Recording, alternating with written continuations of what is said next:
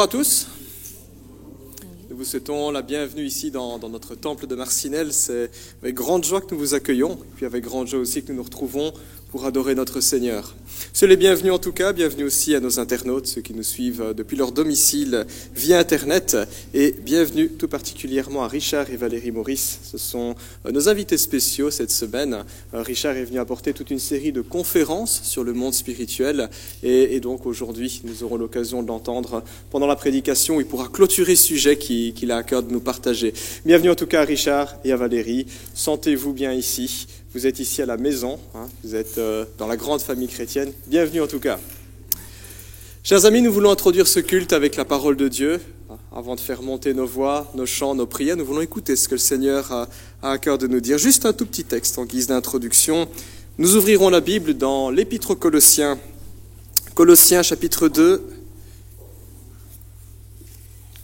Colossiens chapitre 2 et nous lirons les versets 9 à 15. Colossiens chapitre 2, versets 9 à 15.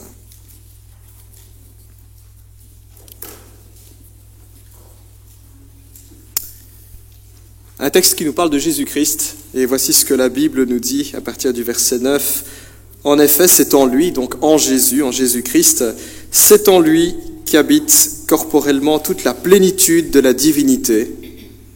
Vous avez tout pleinement en lui, qui est le chef de toute domination et de toute autorité. C'est en lui aussi que vous avez été circoncis d'une circoncision qui n'est pas faite par la main de l'homme, mais de la circoncision de Christ, qui consiste à dépouiller du corps de votre nature pécheresse. Vous avez en effet été ensevelis avec lui par le baptême, et vous êtes aussi ressuscités en lui et avec lui par la foi en la puissance du Dieu qui l'a ressuscité. Vous qui étiez morts en raison de vos fautes et de l'incirconcision de votre corps, il vous a rendus à la vie avec lui. Il nous a pardonné toutes nos fautes. Il a effacé l'acte rédigé contre nous, qui nous condamnait par ses prescriptions, et il l'a annulé en le clouant à la croix. Il a ainsi dépouillé les dominations et les autorités et les a données publiquement en spectacle, en triomphant d'elles par la croix. Amen. Voilà un texte très riche, je ne serai pas exhaustif, mais je voulais juste attirer l'attention. Ce qui m'a interpellé en choisissant ce texte, c'est la manière dont Christ occupe le devant de la scène. Il brille par sa gloire, il brille par sa puissance, il brille par son triomphe.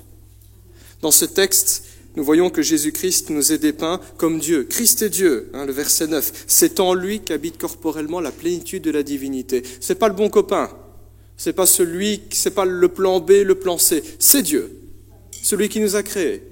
Et si on connaît Dieu, si on l'a comme Sauveur et Seigneur, c'est lui qui a fait de nous ses enfants, qui pardonne nos fautes. Le texte va plus loin et nous rappelle, il est suffisant. Ce Jésus-là dont la Bible parle est suffisant. Souvent la tentation est de chercher du réconfort dans autre chose. Du chocolat pour certains quand ça ne va pas. Pour d'autres, c'est peut-être de l'argent, de la gloire, mon réseau d'amis. La Bible nous dit, vous avez tout pleinement en lui. Arrêtez de vous agiter.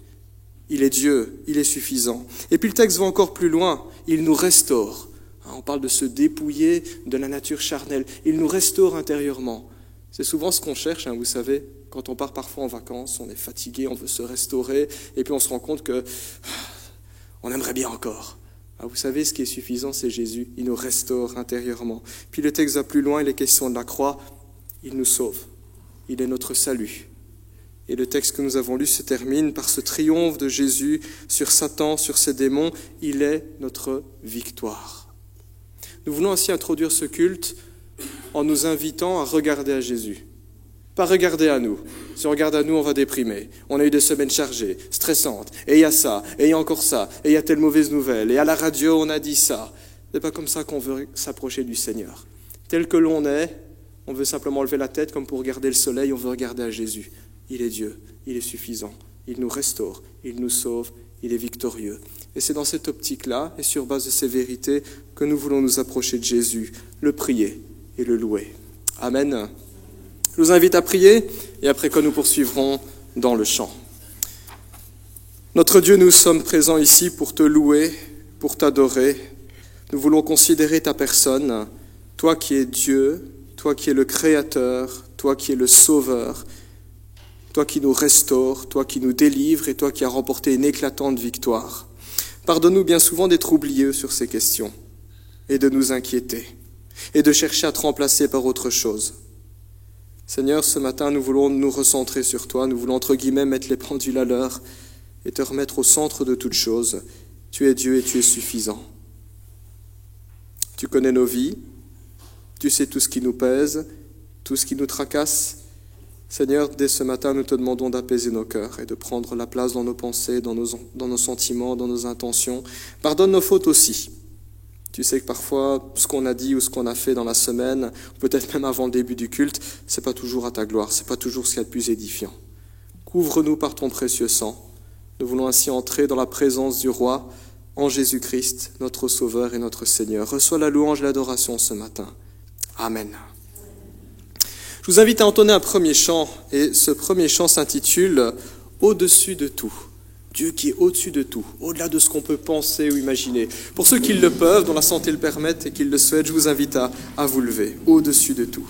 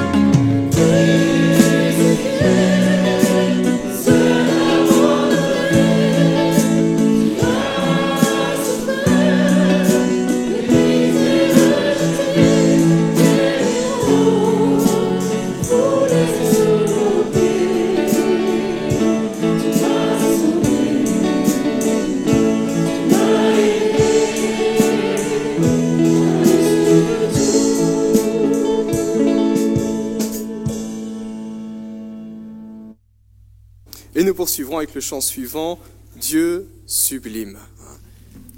Quand je lis le titre le titre du chant, comme ça, je me pose la question, mais tiens, quelle est ma vision de Dieu?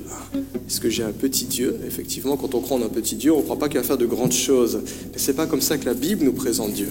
Ce n'est pas comme ça que la création nous présente Dieu aussi. Grand Dieu qui fait de grandes choses. Dieu sublime.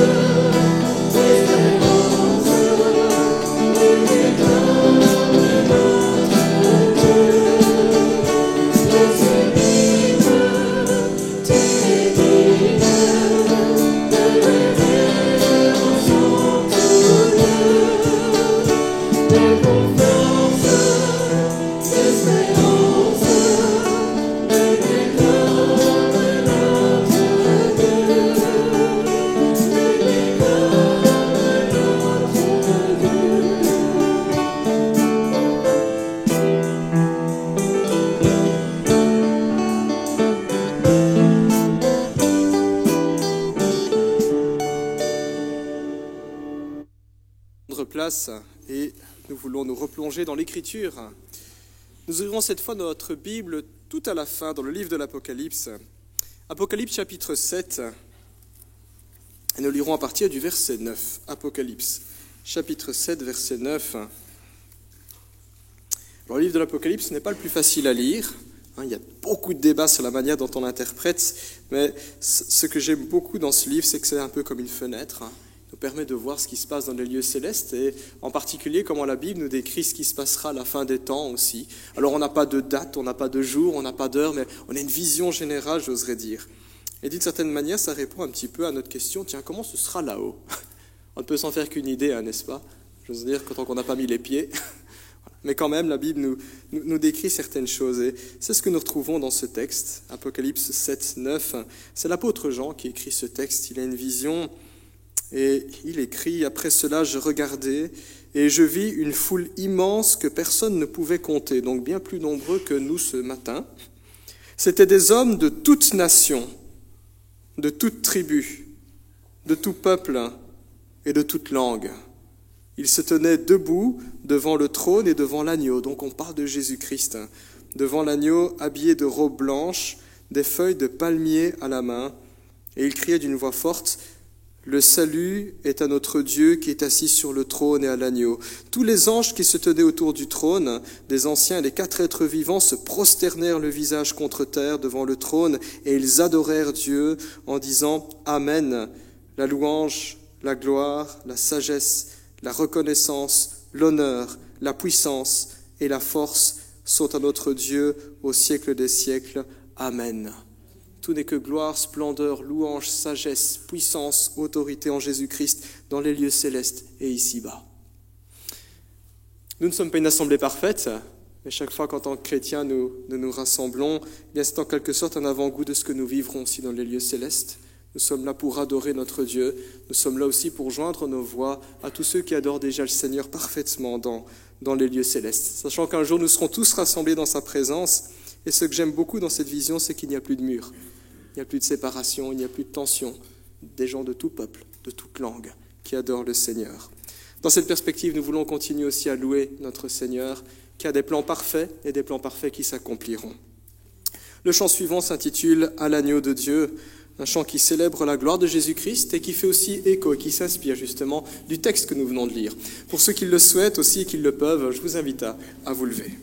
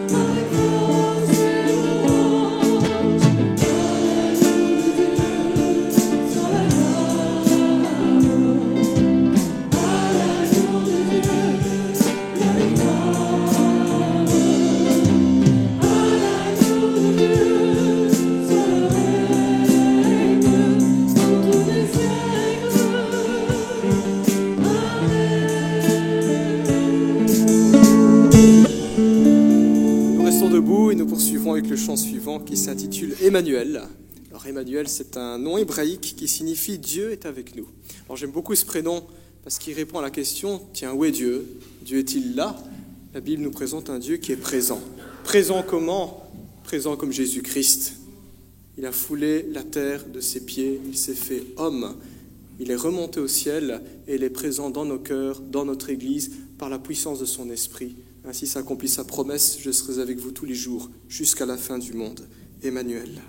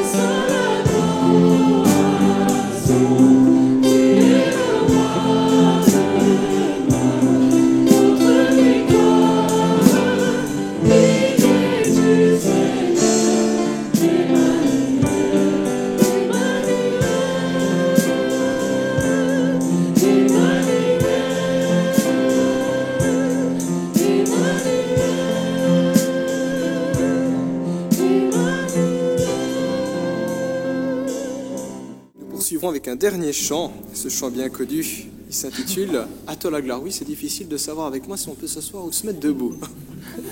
Après, vous pourrez. Le chant s'appelle « À toi la gloire ».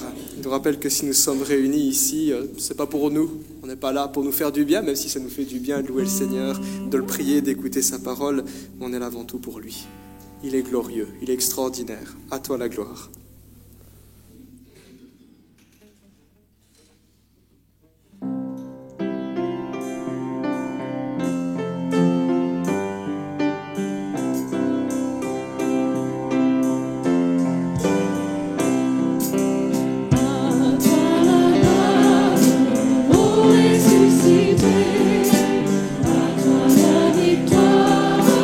Pour l'éternité, à toi la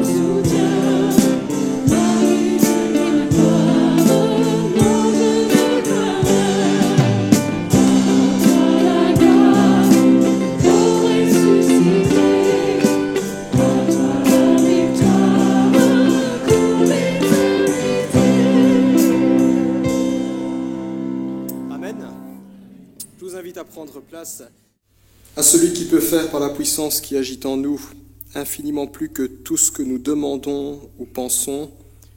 À lui soit la gloire dans l'Église et en Jésus-Christ pour toutes les générations au siècle des siècles. Amen. Avant de céder la parole au pasteur Richard, je vous invite encore à entonner un chant. Ce chant s'intitule « Par le nom de Jésus », ce nom par lequel nous sommes sauvés, ce nom par lequel nous avons la victoire. Pour ceux qui le peuvent et qui le souhaitent, je vous invite à vous lever.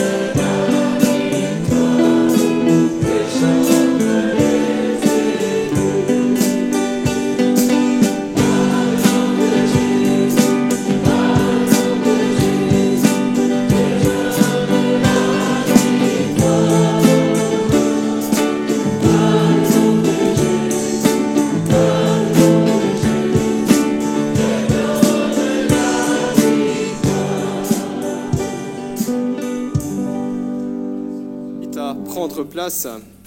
Je vais prier et après quoi je céderai la parole à Richard. Notre Dieu, nous voulons encore nous tourner vers toi et alors que nous allons ouvrir ta parole, nous voulons, Seigneur, ouvrir notre cœur, rends-nous encore attentifs. Nous proclamons encore ta victoire, Seigneur, à la croix sur les puissances du mal. Seigneur, glorifie-toi durant ces moments qui contribuent vraiment à édifier ton Église et à te manifester encore parmi nous. Au nom de Jésus. Amen. Bonjour à tous. C'est un plaisir d'être avec vous. Nous avons passé 3 jours jusqu'à la merveilleuse avec l'Église. Je voudrais remercier tout un chacun qui a rendu cette visite et cette conférence possible. Ma dernière visite sans ma femme avec Yves et Aurélie date d'il y a 6 ans et demi. Oui, ça date. Ils ont vu leurs enfants grandir, pas nous, mais c'est un plaisir de les retrouver, de revoir quelques gens que je connaissais déjà. Donc, je vais essayer aujourd'hui de rassembler tout ce qu'on a vu depuis jeudi soir. On a entré dans le monde spirituel, on a identifié les acteurs, des bons et des mauvais. Et puis hier, on a vraiment regardé la puissance et l'autorité et la victoire du Seigneur Jésus qui nous est disponible. Et ce matin, je vais rassembler ça tous ensemble. Donc, le titre peut-être est surprenant, « Être libéré de boulets spirituels ». Et peut-être vous vous demandez, c'est quoi un boulet spirituel? Ben, vous verrez. Il faut juste être patient. Et d'abord, avant d'entrer dans ce sujet-là, aujourd'hui, je vous offre la possibilité de faire quelque chose d'exceptionnel. Si vous aviez la possibilité de refaire le monde, Mais quelle proposition merveilleuse! Imaginez tout ce que vous pourriez changer si seulement vous en aviez le pouvoir. Alors, qu'est-ce qui vous vient à l'esprit? Quelle serait la première chose que vous changeriez? Oui, je sais, il y a tant de choix et si peu de temps pour vous choisir. Je ne vous laisse pas le temps. Donc, je vais vous dire ce que moi, je changerais. En été, la crème glacée ne fondrait plus. Nous pourrions en manger à volonté sans grossir. Et puisque je suis américain et breton d'adoption, à ça, j'ai dit « yes ». On ne trahit pas ses racines. Yes. Ne serait-ce pas formidable? Mais plus sérieusement, il n'y aura plus de guerre. Le monde serait en paix. Il n'y aura plus d'interdits ou de prohibitions, car le mal n'existerait plus. Donc, pas de limite aux frites belges, ni encore à la glace. C'est pas mal, ça. Parce qu'on ne va pas grossir. Le monde serait si merveilleux que l'on l'appellerait le paradis. Quel dommage que le monde réel ne soit pas ainsi. Le monde réel est plein de dangers. Certains dangers, nous les voyons arriver. Par exemple, lorsqu'en pleine journée, on arrive devant un pont partiellement détruit. Mais d'autres fois, nous ne voyons rien venir. Et qui sait ce qui nous attend au tournant? C'est exactement ce qui est arrivé à 7 frères, fils de Séva, l'un des grands prêtres juifs. Ils ne savaient pas ce qui allait leur arriver et ils ont payé cher. Leur mésaventure et le prix qu'ils ont payé nous sont racontés au chapitre 19 des Actes des Apôtres, que je vais mettre sur l'écran et lire à partir là de verset 13. Quelques exorcistes juifs ambulants essayèrent de prononcer le nom de Jésus sur ceux qui avaient des esprits mauvais. Ils disaient, « Nous vous conjurons par le Jésus que Paul prêche. » C'est une drôle de phrase, ça. « Nous vous conjurons par celui-là qui s'appelle Jésus, mais que l'autre là qu'il prêche. » Ceux qui faisaient cela étaient 7 fils de Séva, un juif chef des prêtres. L'esprit mauvais leur répondit, « Je connais Jésus, et je sais qui est Paul, mais vous, qui êtes-vous » Alors l'homme qui avait l'esprit mauvais en lui se jeta sur eux, les maîtrisa tous et les maltraita de telle sorte qu'ils s'enfuirent de cette maison nus et blessés. Cela fut connu de tous les habitants d'Éphèse, juifs et non-juifs. La crainte s'empara de tous et on célébrait la grandeur du nom du Seigneur Jésus. Beaucoup de croyants venaient reconnaître publiquement ce qu'ils avaient fait. Un grand nombre de ceux qui avaient pratiqué la magie apportèrent leurs livres et les brûlèrent devant tout le monde. On en estima la valeur à 50 000 pièces d'argent, qui était à ce temps-là beaucoup d'argent. C'est ainsi que la parole du Seigneur se propageait et gagnait en puissance. Ces exorcistes juifs étaient actifs dans les environs d'Éphèse, où se trouvait l'apôtre Paul. À l'époque, Éphèse était un grand centre d'idolâtrie, d'occultisme et de sorcellerie. Et Dieu a utilisé son apôtre pour faire des miracles dans ce lieu où le monde spirituel se mêlait à la vie personnelle et publique. Ces miracles ont été accomplis d'une manière assez spectaculaire et inévitablement, cela a attiré l'attention de ces 7 frères. Car chez les Juifs, on pratiquait l'exorcisme. Mais ici, il y avait une nouvelle force à l'œuvre. une autorité inconnue des hommes. Des hommes n'avaient-ils pas déjà dit la même chose à propos de Jésus? Voyant la puissance de ce nom, ces 7 exorcistes juifs ont voulu l'utiliser. Mais ce qu'il faut comprendre, c'est que le nom d'une personne représente ce qu'elle est, son œuvre et sa puissance. Le problème était que les 7 frères voulaient se servir du nom sans servir celui qui le porte. Ce texte du livre des Actes des Apôtres est une riche source d'informations sur l'influence du monde spirituel sur les êtres humains. Et donc, arrêtons-nous pour voir combien de pépites d'or, entre guillemets, nous pouvons en extraire. Tout d'abord, nous découvrons l'existence du monde spirituel, rempli de puissance, d'autorité et de démons. Cela signifie que le monde réel n'est pas le paradis sans danger que nous aimerions qu'il soit.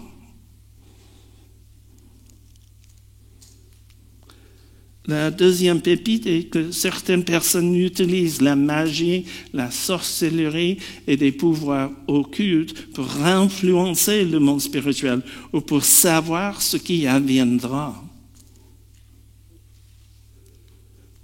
La troisième pépite est que des démons peuvent avoir accès à la vie de certains et faire du mal à d'autres. Et la quatrième pépite, le plus important, est que le nom du Christ peut nous délivrer de la présence du mal et de son influence. Mais avant d'utiliser son nom, il faut d'abord croire en lui.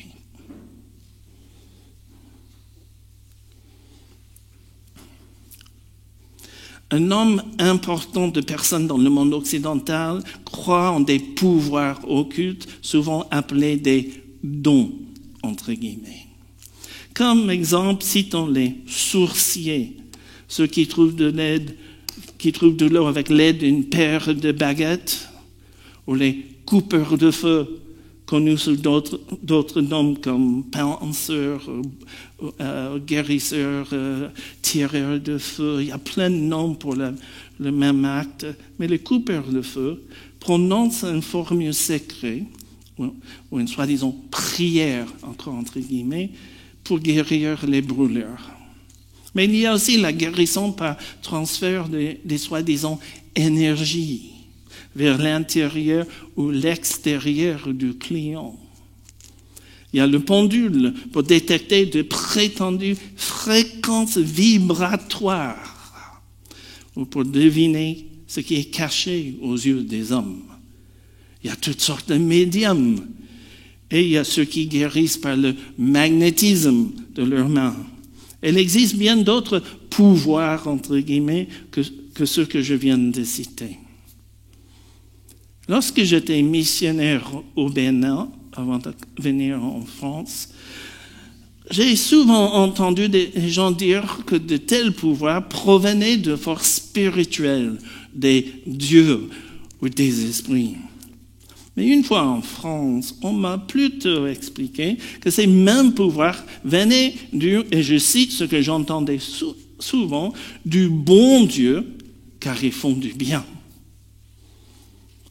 D'autres encore ont affirmé que ces pouvoirs sont simplement une capacité humaine, tout à fait naturelle, qui n'a pas encore été pleinement développée. Certaines personnes diront que leur don, entre guillemets, est dans la famille depuis des générations, tandis que d'autres diront que la force qui guérit est là, et je mets encore en guillemets, la puissance cosmique universelle. Il arrive que la confusion règne quant au fonctionnement du soi-disant pouvoir. En France, j'ai entendu 8 explications différentes, 8, sur comment les sorciers peuvent détecter les eaux souterraines. 8. Je pense que ça veut dire qu'ils ne savent pas. Donc voici la question que nous devons nous poser. Avant autant d'opinions, comment savoir qui dit la vérité? Comment peut-on savoir avec certitude d'où viennent de telles capacités à guérir, à trouver des objets cachés ou à prédire l'avenir? Et surtout, comment déterminer ce qui est vraiment bon ou de Dieu? Ce sont des questions essentielles auxquelles nous devons répondre. Et vers quoi ou vers qui allons-nous nous tourner pour trouver les réponses? Certaines pratiques comme la divination, la prédiction de l'avenir sont condamnées dans la Bible. Mais qu'en est-il d'autres pratiques qui ne sont pas mentionnées dans la Bible? Pour trouver la réponse, il y a 2 étapes à suivre. Examiner d'abord les effets de la pratique sur la personne et ensuite soumettre ce pouvoir, ou don entre guillemets, à l'autorité du Seigneur Jésus-Christ. C'est précisément ce que nous allons faire avec le Reiki, une pratique de guérison très répandue. La croyance que la soi-disant puissance cosmique universelle peut guérir nos maladies se trouve à la base du Reiki. Il s'agit d'une sorte de Dieu impersonnel. C'est comme s'il possédait tout le pouvoir du vrai Dieu, mais sans sa personnalité ou son existence. Le pouvoir dans le Reiki est réel, mais nous devons nous poser 2 questions. Les praticiens du Reiki parlent d'un bienfait physique, mais qui nous parle de son effet spirituel? Et ensuite, d'où vient réellement le pouvoir du Reiki? Pour y répondre, permettez-moi de vous raconter l'histoire de Clémentine. Lorsqu'on m'a demandé de l'aider, elle était maître de Reiki à Paris. Pour devenir maître de Reiki, elle devait se former dans l'une des écoles qui enseignent le Reiki, puis guérir un certain nombre de malades. Il lui a fallu des années pour atteindre ce niveau. Et un jour, Clémentine s'est intéressée au christianisme et a commencé à lire la Bible. Mais à chaque fois qu'elle commençait à la lire, elle était sujette à des violentes crises de vomissement. Ces crises cessaient dès qu'elle posait la Bible. Et ces crises n'ont eu lieu à aucun autre moment dans la journée. La raison pour laquelle elle a été attaquée est qu'en vérité, le pouvoir des Reiki ne provient pas d'une source cosmique, entre guillemets, ou universelle, ou naturelle.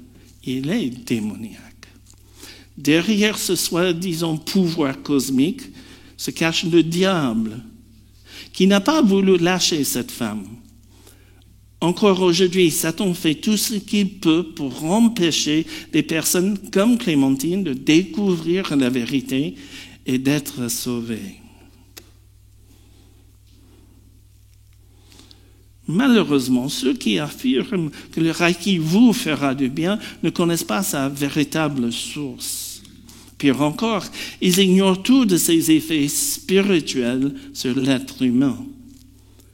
L'un de ces effets spirituels était les crises de vomissement que Clémentine subissait lorsqu'elle essayait de lire la Bible. Le plus souvent, ces effets négatifs ne se manifestent que lorsque la lumière de Dieu commence à pénétrer les pensées et le cœur de la personne. C'est alors qu'un combat peut s'engager. Il n'y aura pas de manifestation physique tant que la personne reste éloignée de Dieu. Mais dès qu'elle commence à s'en rapprocher. Pour que Clémentine soit libérée de ses attaques et accepte Jésus comme son sauveur, nous avons dû invoquer sur elle la victoire de Jésus sur tous les esprits mauvais et son autorité dans le ciel et sur la terre. Nous l'avons ensuite amenée à renoncer à tout ce qu'elle avait reçu du Reiki, y compris le pouvoir de guérir, et toute influence que l'ennemi avait acquise sur elle à travers la pratique du Reiki. Dès qu'elle a accepté Jésus et renoncé à la pratique et au pouvoir du Reiki à l'œuvre dans et à travers tout son corps, les attaques ont cessé une fois pour toutes. Elle a immédiatement perdu le pouvoir de guérir, et ça une fois pour toutes. Heureusement, tous ceux qui ont touché au Reiki ne subissent pas les mêmes effets, ni la même sévérité. Néanmoins, il est préférable de l'éviter complètement. Il en va de même pour d'autres pratiques, donc la source réelle n'est jamais le seul vrai Dieu ou la nature.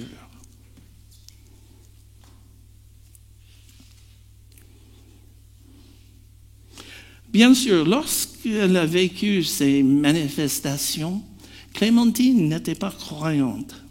Il convient donc de se demander, que peut-il arriver aux croyants? Parmi tous les exemples que je pourrais vous citer, j'en ai choisi 2. Le premier s'est produit aux États-Unis, le second en France. Ce premier exemple va vous montrer l'effet physique que de mauvaises pratiques spirituelles peuvent avoir sur un chrétien. Pendant mes études de théologie aux États-Unis, j'ai suivi avec un couple d'amis un cours sur le combat spirituel. Ce couple voulait être missionnaire au Mali, mais la mauvaise santé d'Élisabeth les empêchait d'y aller. Et après avoir entendu parler des effets néfastes que des pratiques occultes pourraient avoir sur notre santé, Élisabeth s'est souvenue que lorsqu'elle était bébé, sa grand-mère l'avait bénie. Cette femme utilisait régulièrement des photos et des miroirs pour bénir ou maudire des gens. Elle a utilisé la même magie pour bénir sa petite fille. Plus tard dans sa vie, Élisabeth a développé les symptômes d'une maladie de sang inconnue du corps médical. Les médecins pour qui une telle maladie était impossible ne savaient que faire.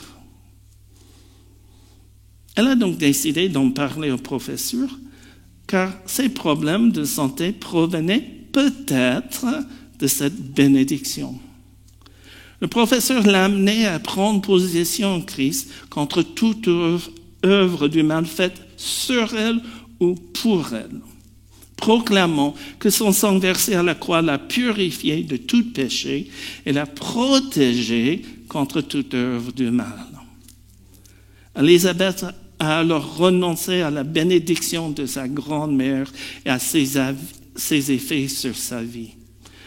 Le résultat de cette action a été une guérison complète et permanente. Elle et son mari ont pu servir le Seigneur au Mali pendant de nombreuses années. Bien sûr, cet acte magique a été fait sur Élisabeth avant qu'elle ne connaisse le Seigneur, mais son influence mauvaise s'est poursuivie dans sa vie pendant de nombreuses années après sa conversion. Et maintenant, mon deuxième exemple, bien qu'exceptionnel, il démontre qu'une influence spirituelle négative peut rester cachée jusqu'à ce que le chrétien cherche à purifier sa vie. Un jour, un membre de l'Église dont j'étais le pasteur a demandé de l'aide pour résoudre certains problèmes dans sa vie spirituelle. Une partie du travail que je lui ai demandé de faire consistait à lire 11 déclarations bibliques, mais de les lire à haute voix. En voici une des proclamations. Je reconnais que Jésus-Christ est le Messie, la parole faite chair, et qui a habité parmi nous. Je crois qu'il est venu pour détruire les œuvres du diable, qu'il a désarmé les dominations et les autorités, et qu'il les a livrées publiquement au spectacle et en triomphé d'elle par la croix. Vous reconnaissez la Bible, n'est-ce pas? La proclamation de Jésus, de qui il est et la victoire. Et pourtant, cet homme ne pouvait pas les lire. Car selon lui, rien n'était imprimé sur la feuille que je venais de lui donner. Là où je voyais une feuille remplie d'affirmations bibliques que j'avais imprimées, il ne voyait qu'une feuille blanche et vide. Vous vous demandez peut-être pourquoi il n'a pas pu voir et lire ces proclamations. Et c'est une bonne question. La réponse n'est pas compliquée. Il ne pouvait pas les lire parce qu'il y avait des péchés dans sa vie qu'il n'avait pas confessés et auxquels il n'avait pas renoncé. Le fait de ne jamais confesser ses péchés a conduit à la formation d'une emprise spirituelle. Et cette emprise l'a rendu partiellement aveugle. Je dis partiellement aveugle parce que la seule chose qu'il ne pouvait pas voir était ces 11 déclarations bibliques proclamant la victoire de Jésus-Christ. Cette emprise spirituelle était comme un boulet qui l'empêchait de confesser ses péchés et de développer une relation plus saine avec le Seigneur. Et que pensez-vous qu'il ait fait lorsque je lui ai dit que très probablement une emprise spirituelle dans sa vie l'empêchait de lire, de voir ces 11 proclamations? Qu'est-ce qu'il a fait quand j'ai dit ça? Il s'est retourné et il est parti sans prononcer un seul mot. Il a choisi de rester sous l'emprise. Alors, comment briser les emprises et ne pas rester sous leur influence? Les emprises sont créées dans la vie d'une personne par l'accumulation de péchés graves ou non confessés. Maintenant, je veux que vous imaginiez un croyant enchaîner un boulet bien lourd, comme j'avais vu sur l'écran il y a quelques instants. Il y a un croyant enchaîné à ce boulet très lourd et vous allez vous poser 3 questions à son sujet. Serait-il facile pour lui de servir le Seigneur tout en traînant ce poids mort? Serait-il facile pour lui de sauter de joie dans le Seigneur? J'aimerais bien voir essayer. On ne va pas décoller avec ça. Hein? Et 3, à quel point serait-il difficile d'avancer dans la foi avec ce poids mort, mais qui va finalement le retirer constamment en arrière. Pour moi, les réponses à ces questions sont une excellente motivation pour chercher à me libérer de toute emprise qui pourrait être présente dans ma vie. Et pour vous? Les 4 étapes bibliques suivantes peuvent libérer les chrétiens de toute emprise dans leur vie et constituent le meilleur moyen de les empêcher de se développer. Pourquoi attendre pour agir? La première étape, c'est d'avoir foi en Jésus qui a vaincu les puissances spirituelles du mal. Pour illustrer pourquoi la première étape est d'avoir foi en Jésus, qui a vaincu les puissances spirituelles du mal, permettez-moi de vous raconter une rencontre que j'ai eue avec un guérisseur spirituel nommé Jean-Claude. Une église du nord de la France m'avait invité à donner une conférence publique sur la source des pouvoirs occultes et à prêcher au culte le lendemain matin.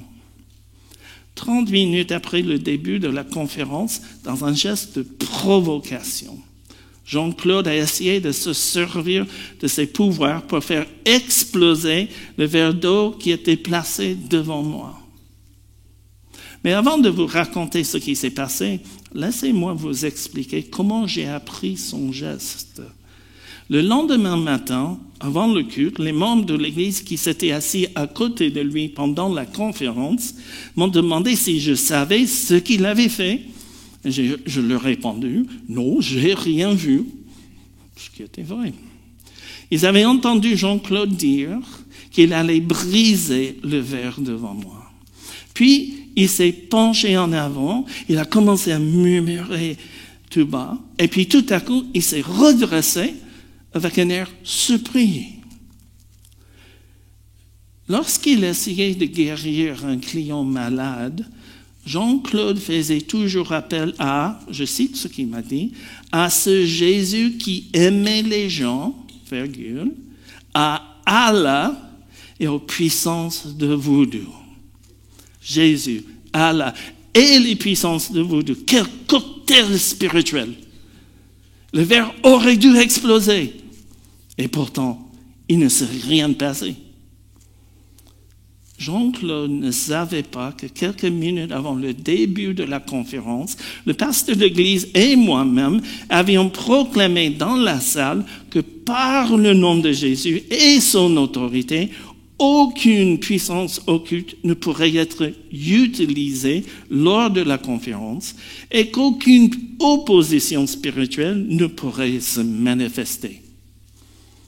L'autorité de Christ sur toutes choses au ciel et sur la terre, étant supérieure à toutes les puissances occultes, et le pauvre Jean-Claude n'avait aucune chance. Jean-Claude, qui n'avait jamais rencontré une puissance plus forte que la sienne, est venu au culte. Il a écoutez attentivement mon sermon sur comment, grâce à la victoire et l'autorité du Christ, les chrétiens peuvent résister à l'ennemi. Après le culte, lui et moi avons eu une longue discussion sur la véritable source de ses pouvoirs et sur la véritable nature de Jésus. À la fin de notre discussion, il s'est engagé à ne plus jamais utiliser ses pouvoirs et à étudier la Bible que l'Église lui a donnée. À travers la parole de Dieu et l'autorité de Jésus, Jean-Claude a été amené à admettre que son pouvoir ne venait pas de ce Jésus qui aimait les gens. Certes, Jésus nous aime, mais le Jésus de Jean-Claude n'était qu'une source de puissance impersonnelle par laquelle il cherchait à guérir des malades. Le vrai Jésus, c'est lui en qui nous devons croire. Et plus qu'un gentil bonhomme qui nous veut du bien, il est plus que le doux bébé dans les bras de sa maman. Le vrai Jésus est un sauveur, un vainqueur et un libérateur.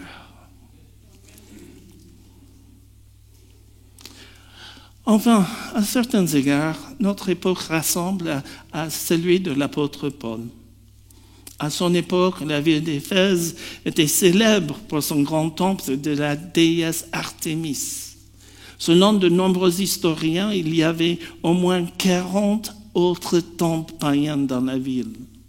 Les magiciens de la ville, à ne pas confondre avec les prestidigitateurs d'aujourd'hui, mais ces magiciens étaient réputés dans toutes les îles mineures pour leur grand pouvoir.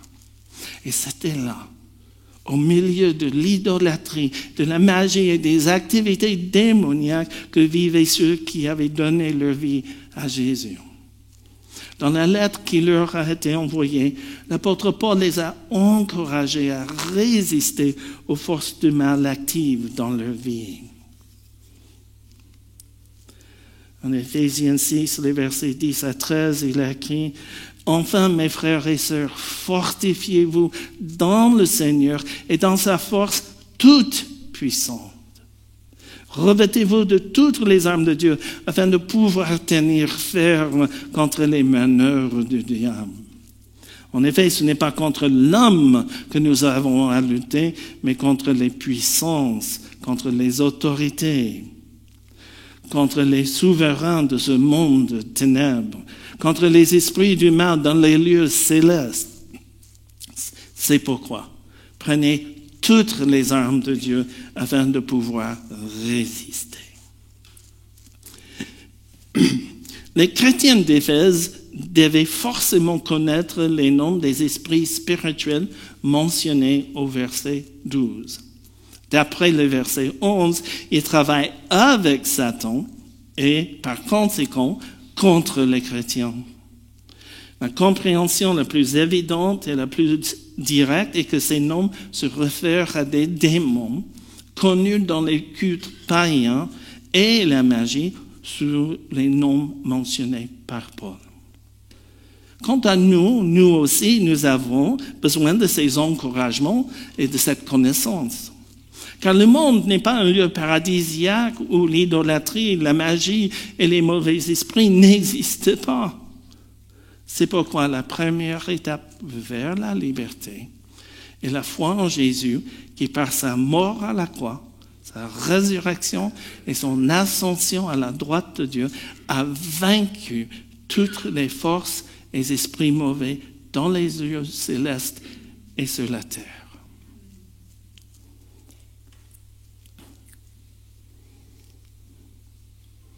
La deuxième démarche est de confesser et de se repentir.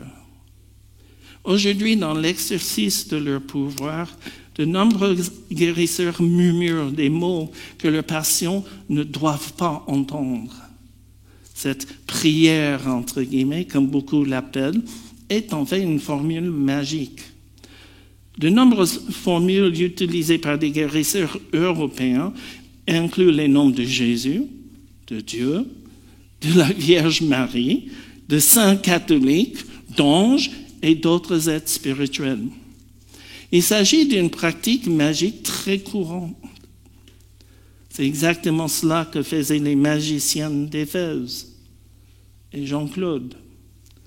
Et c'est ce qu'ont essayé de faire les 7 fils de Séva. Cependant, la Bible condamne la magie, la sorcellerie et l'idolâtrie. Un exemple de cette condamnation se trouve en Galates 5, les versets 19 à 21. Or, les œuvres de la chair sont manifestes, inconduite sexuelle, l'impureté, débauche, idolâtrie, sorcellerie. Et autre chose semblable. Je vous préviens, comme je l'ai déjà fait, ceux qui pratiquent de telles choses n'hériteront pas le royaume de Dieu. Un passage bien connu de l'Ancien Testament révèle l'aversion de Dieu à l'égard du pouvoir occulte. La divination d'événements futurs pour dévoiler des choses cachées aux yeux et à la connaissance d'êtres humains. L'astrologie, la médiumnité, les passeurs d'âmes, ainsi que l'interaction avec les soi-disant esprits des morts. Dans Deutéronome 18, les versets 10 à 12, qu'on ne trouve chez toi personne qui exerce le métier de devin, d'astrologue, d'augure, de sorcier, de magicien, personne qui consulte les esprits ou les spirites, personne qui interroge les morts. En effet, celui qui fait cela fait horreur à l'Éternel. Puisque Dieu bénit toutes ces activités, il est évident qu'il n'en est pas leur source. S'il interdit à ses enfants d'y toucher, c'est parce qu'il sait qu'elles peuvent avoir un effet négatif sur leur corps, leur esprit et leur relation avec lui. Cependant, Dieu, dans sa bonté, a fait connaître à ses enfants la démarche à suivre s'ils avaient quand même par inadvertance, par désobéissance ou par ignorance de sa volonté, touché à ses activités. Cette démarche se trouve au verset 9 du premier chapitre de la première épître de Jean. Si nous reconnaissons nos péchés, il, donc Dieu, est fidèle et juste pour nous les pardonner et pour nous purifier de tout mal. La confession est notre reconnaissance de toute action ou pensée contraire à la volonté de Dieu. La repentance et notre décision de ne plus faire ce qui est contraire à sa volonté.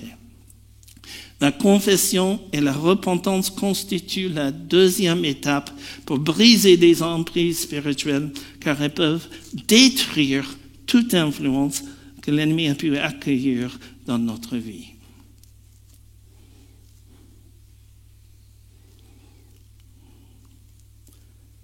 Après la confession et la repentance, l'étape suivante comporte deux parties. Tout d'abord, quand nous travaillons avec les gens, nous les amène à renoncer à toute implication dans l'occultisme ou l'ésotérisme, et quel qu'en soit le degré. Ensuite, on les amène à rejeter toute influence ou pouvoir que cette implication a acquis dans la vie de la personne que nous aidons. Nous expliquons également que de telles influences et pouvoirs ne disparaissent pas toujours lorsqu'une personne vient à la foi en Christ. Dans mon cas, il s'agissait d'un soi-disant don de clairvoyance. Quand j'étais jeune, je ne savais pas d'où venait ce pouvoir, ni pourquoi je l'avais. Au fil des ans, des personnes m'ont dit que leur don, entre guillemets, était présent dans leur famille depuis des générations. Mais ce n'était pas le cas de ma famille. D'autres m'ont expliqué comment ils avaient cherché à obtenir un pouvoir spécifique, qui n'était pas mon cas non plus. Mais après ma conversion, j'ai continué à recevoir de manière aussi involontaire qu'occasionnelle un flash révélant quelque chose que je verrai ou entendre dans le futur. Et mes flashs étaient 100% justes. Donc le pouvoir est réel. Mais lorsqu'un chrétien averti a appris ce que je vivais, il m'a expliqué que le don de clairvoyance était une forme de divination, une pratique que Dieu condamne. Il m'a alors guidé dans la démarche que je vous présente aujourd'hui. Lorsque j'ai renoncé au nom de Jésus à la présence et à l'exercice de ce pouvoir, il a immédiatement disparu et il n'est jamais revenu. Clémentine n'est qu'une des centaines de personnes que nous avons accompagnées dans cette démarche. Lorsqu'elle a renoncé à la présence et à l'action des Reiki dans sa vie et dans son corps, elle a perdu le pouvoir de guérir. Ce renoncement a également détruit les blocages spirituels qui l'empêchaient de venir à la foi en Jésus. Pour d'autres personnes, une fois détruits, ces blocages n'entravent plus leur marche avec le Christ. Et finalement, détruire certains objets. Nous avons commencé par la nécessité de croire en Sauveur victorieux et tout-puissant. Nous avons vu comment la confession et la repentance conduisent à la liberté. Nous avons vu l'importance de renoncer, rejeter, mais il faut garder la même importance pour cette dernière étape qui est de détruire tout objet associé à l'idolâtrie, aux pratiques occultes, aux croyances et pratiques ésotériques ou à la protection spirituelle de sources non chrétiennes. Comme nous l'avons vu, Dieu avait dit à Israël que telle personne, tel pouvoir ne devait jamais se trouver parmi eux. Mais il leur avait aussi dit de détruire tout objet de culte païen qui était en leur possession. Aujourd'hui, les choses à détruire peuvent être la statue d'une idole, même un cadeau qui est venu d'Afrique, que vous ne savez pas qu'en fait c'est un dieu africain. Une amulette ou un gris-gris de protection, un masque religieux, un attrape-rêve, des cristaux aux prières utilisés comme source de protection, de chance ou de bien-être, des bijoux aux prières précieuses utilisés dans l'ésotérisme, des objets utilisés pour faire de la magie, blanche ou noire, autre chose encore. Malgré une croyance populaire, il ne s'agit pas de simples objets de décoration et de bien-être. Ils ont tous une signification ou une fonction spirituelle. Peut-être l'ignoriez-vous, mais il peut arriver qu'un démon, un sort ou une malédiction y soit attaché. C'est pourquoi nous recommandons toujours de les détruire plutôt que de les vendre ou les donner à d'autres. Nous ne pensons qu'il n'est pas gentil, pour ne pas dire pas très chrétien, de transmettre un objet potentiellement chargé spirituellement à une autre personne. Et on ne passe pas la patate chaude. On la détruit. Quelques mots en conclusion. S'adressant aux Juifs qui croyaient en lui, le Seigneur Jésus a dit, « Si vous demeurez dans ma parole, vous êtes vraiment mes disciples. Vous connaîtrez la vérité et la vérité vous rendra libre. » Jean 8, versets 31 et 32. Aujourd'hui encore, sa vérité peut vous libérer de toute influence ou blocage spirituel néfaste dans vos pensées, votre corps ou votre relation avec Dieu. Lorsque les nouveaux disciples d'Éphèse ont entrepris ces 4 étapes, le résultat a été une croissance spirituelle accrue et la progression de l'Évangile. Acte 19, verset 20 dit « C'est ainsi que la parole du Seigneur s'est propagée et gagnée en puissance. » Mes frères et sœurs, que cette vérité et que ces 4 étapes apportent la liberté dans votre vie et vous permettent de porter beaucoup de fruits pour son royaume et son Église. Amen.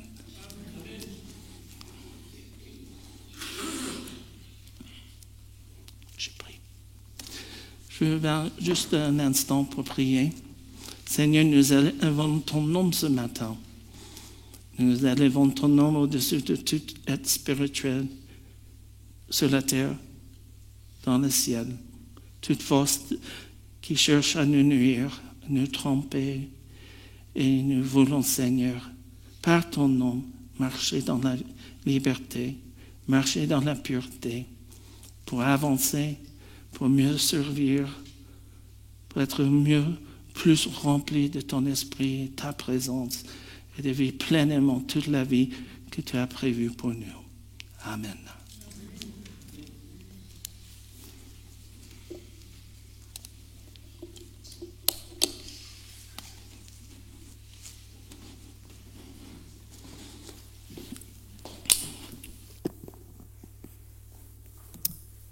J'invite le groupe de louanges à me rejoindre. Merci beaucoup Richard. Nous prions que le Seigneur bénisse sa parole, que celle-ci porte son fruit dans nos vies, individuellement, mais aussi collectivement en tant qu'Église, en tant que son peuple. Amen. En guise de préparation à la Sainte Seine, je vous invite à entonner un chant, et ce chant fera écho également à ce que nous avons vu pendant le message. Le titre de ce chant est « La force est en Christ ». Pour ceux qui le peuvent, qui le souhaitent, je vous invite à vous lever.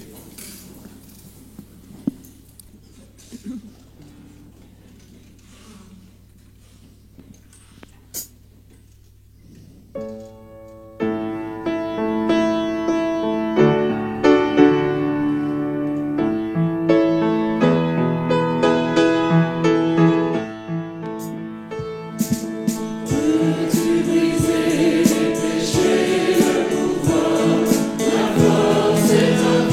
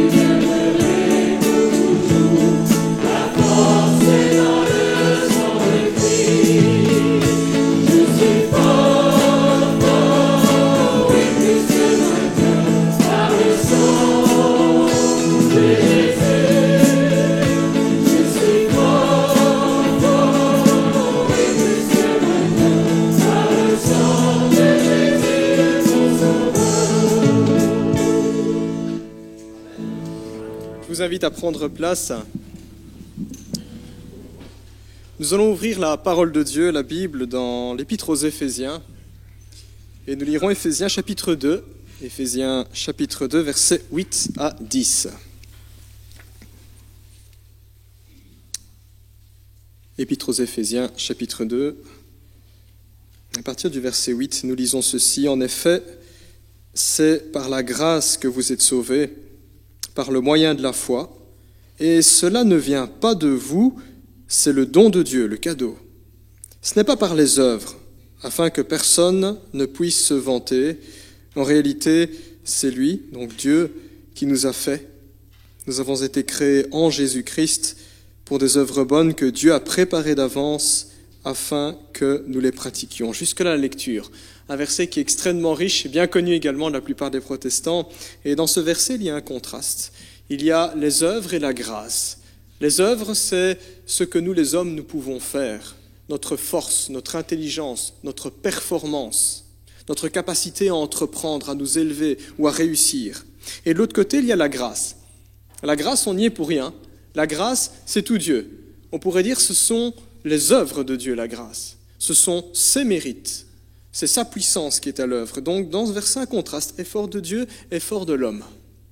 Il y a quelque temps, lors d'une activité sportive, j'étais avec plusieurs autres participants et l'entraîneur nous a demandé de porter des haltères. Il nous expliquait la technique. Il nous a dit, voilà, il y a plein de techniques pour porter des haltères. Il dit, moi, je vais vous demander de la déposer sur vos épaules et vous chargez bien lourd. Ensuite, vous allez descendre, vous mettre accroupi et puis vous allez remonter. Vous allez faire le mouvement plusieurs fois. Moi, je me dis, parfait, hein, je mets les poids sur mes haltères, je les pose sur mes épaules et je descends. C'était très facile, il n'y a rien à faire, la gravité fait tout. Et puis je me suis dit, il faut remonter. J'ai pu remonter environ une dizaine de centimètres, 20 centimètres, 30 centimètres, et à un moment donné, c'est mon corps qui m'a dit non. Il m'a dit ça s'arrête là. Yves, tu ne vas pas monter plus haut. Et j'ai continué à forcer. Je ne suis pas arrivé, j'ai laissé tomber les haltères. Je me suis dit, je vais compter 30 secondes, 1 minute, le temps de reprendre mon souffle, puis je vais reprendre les haltères et ça va passer. J'ai essayé 2 fois, passe pas. 3 fois, passe pas. Du coup, l'entraîneur, il remarque qu'il y a un problème tout près de M. Duchesne. Il s'approche et il me dit, Yves, reprends tes haltères et refais le mouvement. Tu fais comme si j'étais pas là. Et il commence à m'inspecter sur toutes les coutures. Et j'entends ce qu'il marmonne. Il dit, le dos est droit. Les abdos sont bien contractés. Il y a de l'air dans les poumons. Je vois que sa cage thoracique, elle est gonflée, donc il retient bien son souffle. Il y a de l'oxygène pour alimenter les muscles pour remonter. Puis il se met devant moi, il me regarde très sérieusement, il me dit, il manque un truc. Bon, il faut imaginer, je suis en plein effort. Il me regarde et il me dit, ça manque de muscles. Voilà, on a le corps qu'on a. Hein. Voilà. Je ne m'appelle pas Arnold Schwarzenegger, 300 kilos, c'est pas encore pour aujourd'hui. Mais voilà, bon, je le regarde, je lâche mes haltères, mais je dis, mais franchement, laisse-moi tranquille, quoi. Lui, il était plié en 4. Voilà. J'avais trop chargé, voilà. J'ai voulu être plus performant que je ne l'étais vraiment. Alors pourquoi cette petite histoire ? D'une certaine manière, cette histoire, c'est l'histoire de tous les êtres humains, de chacun d'entre nous. Souvent, par rapport à Dieu, et même en tant que chrétien, hein, on se dit, mais mes efforts ont de l'importance et je veux compter sur mon intelligence, sur mes stratégies, sur mes performances. Je veux réussir par moi-même, ou au moins je veux avoir le mérite d'avoir essayé, comme si je mérite quand même quelque chose, une petite médaille, un petit applaudissement, pour dire j'ai participé, j'y ai contribué. Hein, c'est très humain, c'est très humain. Mais le texte ici nous dit ici, c'est pas par les œuvres que vous êtes sauvés. Avec Dieu, ça ne marche pas. La situation est tellement grave, tellement insurmontable, aussi insurmontable que ses poids à soulever. Le péché est tellement grave que de nous-mêmes, on ne peut pas s'élever, de nous-mêmes, on ne peut pas se sauver, de soi-même, on ne peut pas s'améliorer. Le péché fait une espèce de gouffre entre nous et Dieu, et le gouffre est tellement large que je pourrais avoir 100 ou 200 mètres d'élan, je n'aurai jamais la force de sauter au-dessus de ce gouffre. Ou pour prendre une autre image, le péché est une dette qui est tellement énorme, 3 milliards d'euros, on dira, peut-être plus, la dette d'un pays, des milliers de milliards d'euros, je pourrais travailler toute ma vie, je ne pourrais jamais rembourser, je ne pourrais jamais réparer par mes propres capacités. Les efforts de l'homme, même bien intentionnés, sont insuffisants pour atteindre les standards de Dieu, pour nous approcher de Dieu, pour dire « Moi, Seigneur, je mérite le ciel. Moi, je mérite le pardon de mes péchés. Je me suis racheté une conscience devant Dieu. » Pas possible. La Bible nous le dit ici au verset 9. C'est pas par les œuvres, afin que personne ne puisse se vanter, afin que personne ne puisse dire « Ah, j'y ai une part. J'y ai quand même fait quelque chose. » 0 sur 10 la part de l'homme, nous dit l'Écriture. Mais c'est par la grâce que nous sommes sauvés. Si le péché nous sépare de Dieu comme un gouffre immense, infranchissable, ce n'est pas nous qui franchissons ce gouffre, c'est Dieu qui le franchit. Et c'est tout l'Évangile, c'est ce qu'on célèbre à chaque fois à Noël, Dieu qui vient sur terre en Jésus. C'est lui qui fait le chemin jusqu'à nous, parce que nous, on n'est pas capable d'y aller.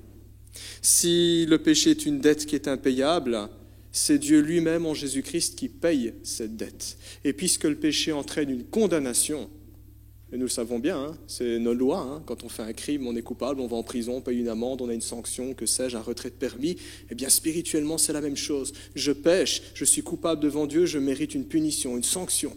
Et la condamnation, nous dit la Bible, c'est la mort, l'enfer. C'est ça le prix à payer. Et ce prix-là, que nous ne pourrions pas payer de nous-mêmes, c'est Jésus encore qui le paye. C'est ce que nous rappelons chaque fois que nous célébrons la Sainte Seine. Il y a une croix aussi dans nos églises, c'est le symbole des chrétiens. Nous rappelons que la dette est payée. Dieu lui-même a payé cette dette. Il a donné sa vie pour nous à la croix en Jésus-Christ. Il n'est pas resté que mort, mais il est ressuscité. Nous croyons en un Dieu qui est tout-puissant, plus fort que la mort, plus fort que le péché, qui nous sauve et qui nous relève. Et c'est très important également de parler de la résurrection quand on parle de la croix, puisque la croix est vide. Éphésiens, le verset 10 nous dit que Dieu nous a créés pour des œuvres bonnes, afin que nous les mettions en pratique. La grâce de Dieu qui nous sauve, elle nous rend capables également de pouvoir servir le Seigneur. Elle nous rend capables de faire mieux que ce que nous pourrions faire par nous-mêmes, parce que nous reposons sur les forces de Dieu, sur les mérites de Jésus-Christ. La grâce de Dieu nous rend capables d'être meilleurs que ce que nous serions par nos propres forces, par nous-mêmes. C'est ce que les chrétiens appellent la sanctification. Chaque jour, avec l'aide de Dieu, un petit peu plus semblable à Jésus.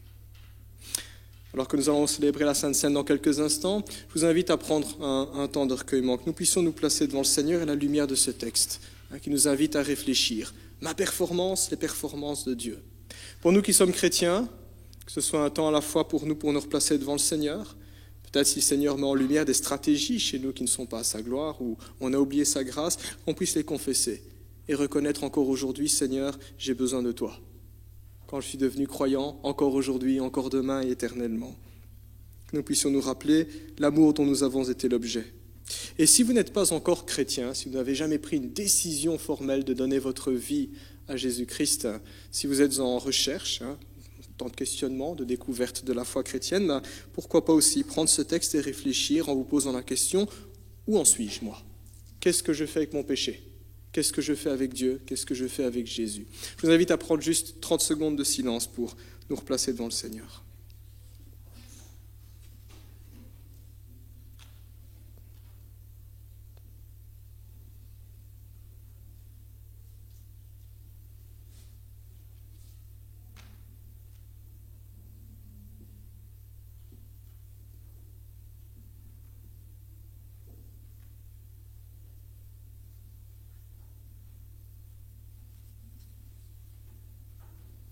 À la lumière de ce texte, Seigneur, nous nous rappelons l'étendue de ta sainteté, l'étendue de ta justice. Tu es ce Dieu qui est pur, qui est sans péché et qui ne tolère pas le mal. Nous nous rappelons aussi l'étendue de ton amour et de ta grâce pour nous. Tu nous as aimés, tu nous as sauvés, tu as accompli tout ce que nous n'aurions pu jamais accomplir. Alors Seigneur, nous tes enfants, nous sommes réunis pour nous rappeler de ton amour, de ta sainteté, de ta justice, de ta grâce qui ont été manifestées en Jésus à la croix. Nous sommes là pour dire que nous croyons, nous t'aimons et nous voulons continuer à te suivre. En ton nom, Jésus. Amen. J'inviterai les frères et sœurs, toutes ceux et celles qui un jour ont mis leur foi en Jésus-Christ, qui le reconnaissent comme leur Sauveur et le Seigneur, qui ont obéi à Jésus en passant par les eaux du baptême, en témoignant publiquement de leur foi, tous ceux et celles qui sont désormais en paix avec Dieu, et pour autant que ça dépende d'eux, en paix avec leur prochain, bien vouloir se lever pour célébrer la Sainte Seine. J'inviterai également les personnes habituées à me rejoindre pour faire le service. Nunzio, Manu, André, Sacha, Léo, Tim, Philippe, Durand, Samuel, David, François, je vous invite à me rejoindre. Levons-nous.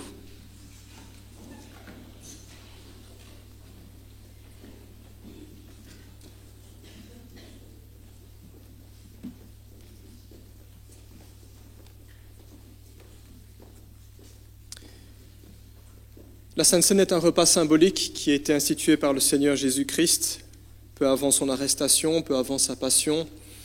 Ce n'est pas un rite magique que nous célébrons dans nos églises. Participer à la Sainte Seine ne rend pas meilleur, elle ne rend pas pire, mais nous nous rappelons, c'est une manière de se dire, nous nous replaçons devant le Seigneur. Nous rappelons ce qu'il y a le plus saint dans la Bible, la croix du Seigneur Jésus-Christ. On y trouve deux éléments. Tout d'abord, on trouve le pain. Et lorsqu'un chrétien mange de ce pain, il se rappelle. Ce pain est un symbole du corps de Jésus-Christ. Le prendre, c'est une manière de se dire, de se rappeler, c'est le corps de Jésus qui a souffert et qui a été crucifié. C'est lui qui est mort à ma place. Ça aurait dû être moi. C'est une manière de dire, je me rappelle.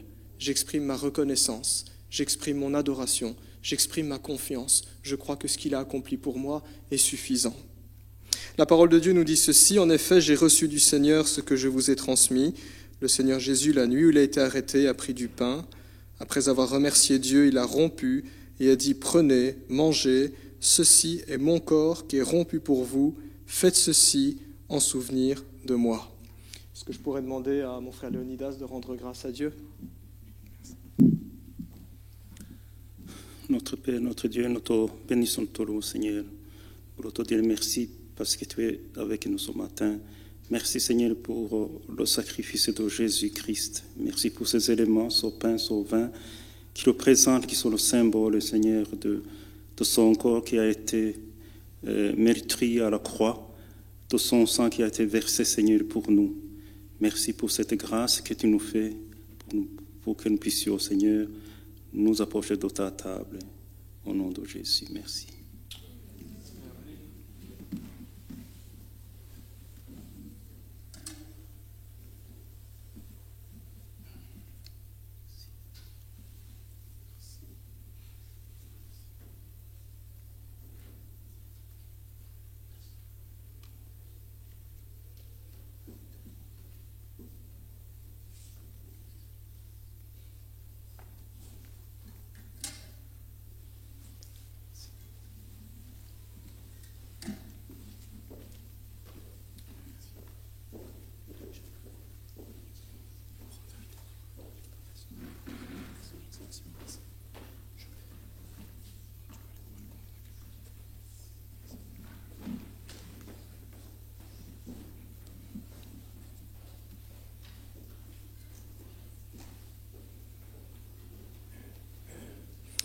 Nous trouvons également dans la Sainte Seine un deuxième symbole, et ce deuxième symbole est le fruit de la vigne.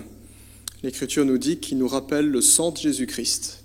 Ainsi donc, nous, chrétiens, quand nous buvons le fruit de la vigne, nous nous rappelons qu'à la croix, le sang de Jésus a coulé. L'Écriture dit que sans effusion de sang, il n'y a pas de pardon. C'est une manière de dire que qui est coupable doit mourir. Christ s'est fait coupable à notre place. Il nous a représentés. L'Écriture dit ceci, de même, après le repas, Jésus a pris la coupe et a dit, cette coupe est la nouvelle alliance en mon sang.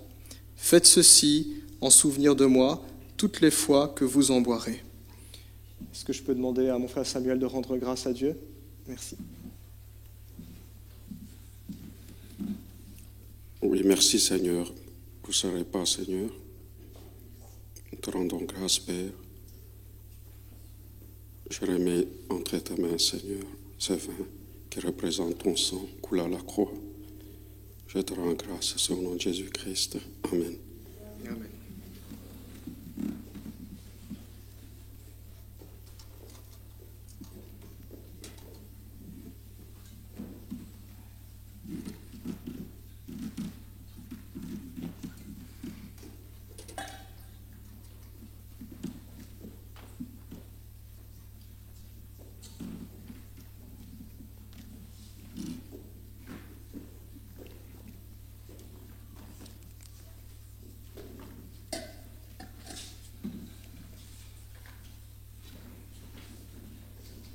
Philippiens chapitre 2, verset 1. S'il y a donc de l'encouragement en Christ, s'il y a de la consolation dans l'amour, s'il y a une communion de l'esprit, s'il y a de la tendresse et de la compassion, rendez ma joie parfaite en vivant en plein accord. Ayez un même amour, un même cœur, une unité de pensée. Ne faites rien par esprit de rivalité ou par désir d'une gloire sans valeur, mais avec humilité, considérez les autres comme supérieurs à vous-même. Que chacun de vous, au lieu de regarder à ses propres intérêts, regarde aussi à ceux des autres. Que votre attitude soit identique à celle de Jésus-Christ. Lui qui est de condition divine, il n'a pas regardé son égalité avec Dieu comme un butin à préserver, mais il s'est dépouillé lui-même en prenant une condition de serviteur, en devenant semblable aux êtres humains. Reconnu comme un simple homme, il s'est humilié lui-même en faisant preuve d'obéissance jusqu'à la mort, même la mort sur la croix.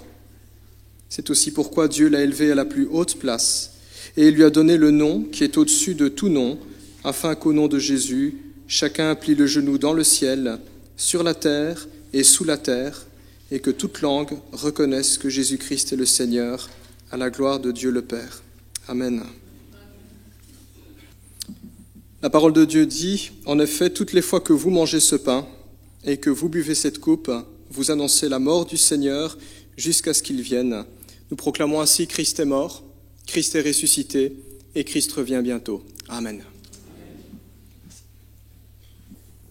Voilà, chers amis, notre culte touche tout doucement à sa fin. Je vous invite encore à entonner un chant qui fait justement encore écho au message que Richard nous a prêché. Le titre de ce chant est « Libre de nos chaînes » et durant ce chant, nous aurons l'occasion également de donner nos dîmes et nos offrandes au Seigneur. Pour ceux qui le peuvent, qui le souhaitent, je vous invite à vous lever.